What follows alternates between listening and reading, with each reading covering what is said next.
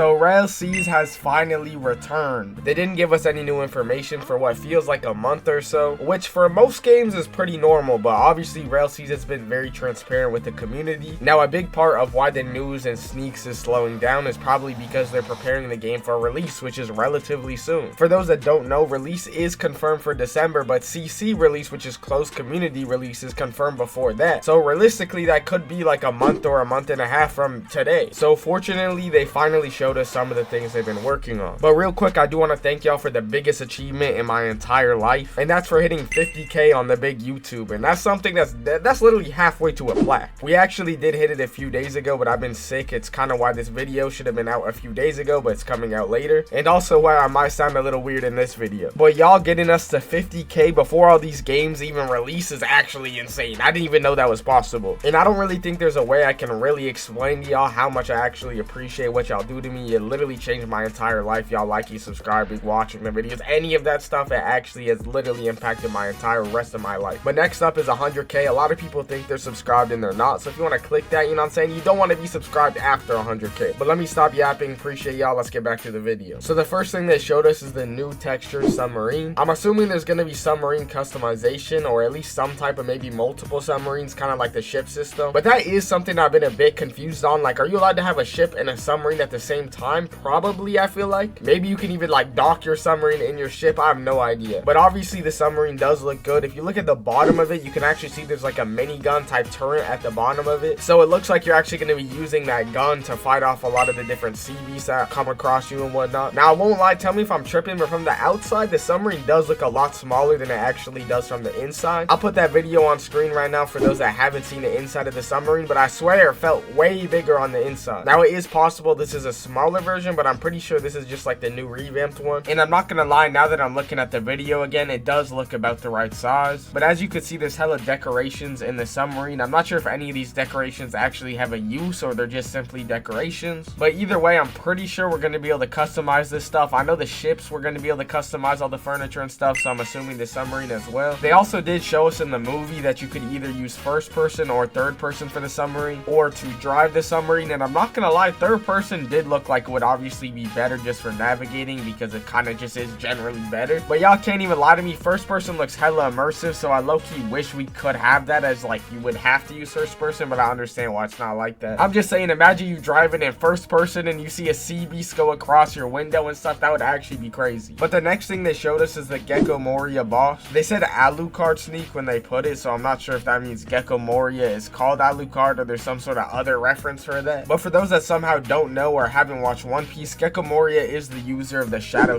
fruit, which basically means he can take people's shadows, control shadows, make like an army of like shadows, and basically make like a zombie army and stuff like that. Now, if they have a Gecko Moria boss, that most likely means his island is also probably confirmed. His island is Thriller Bark, and Thriller Bark also has like the ghost fruit, which by the way, the ghost and the shadow fruit actually aren't confirmed for release. They did confirm 30 or 31 fruits for release, and I'm 99% sure they were not any of them. And this honestly makes me think they might be one of the first fruits on an update, and that's simply because they're probably already gonna have the fruits done for the bosses. Gecko Moria is gonna have to have the shadow fruit, obviously, and his moves for the boss are gonna have to be like that. And if they do decide to do the ghost girl Perona or whatever her name is, which I honestly hope they do, for some reason some games like GPO don't have the ghost girl as a boss, but then they would basically have to have those fruits done anyway, so they might as well add them as fruits in my opinion. But Thriller Bark is actually a giant ship, so I'm assuming it's not gonna do this in game. I don't even know if it's like possible in Roblox. I think it is, but in theory they could make Thriller Bark actually move, which in my opinion would actually be really cool to show the island is literally a ship. It's not just a simple island like most islands, and I think it would just add more uniqueness. I also think it would be cool if they did something like that for the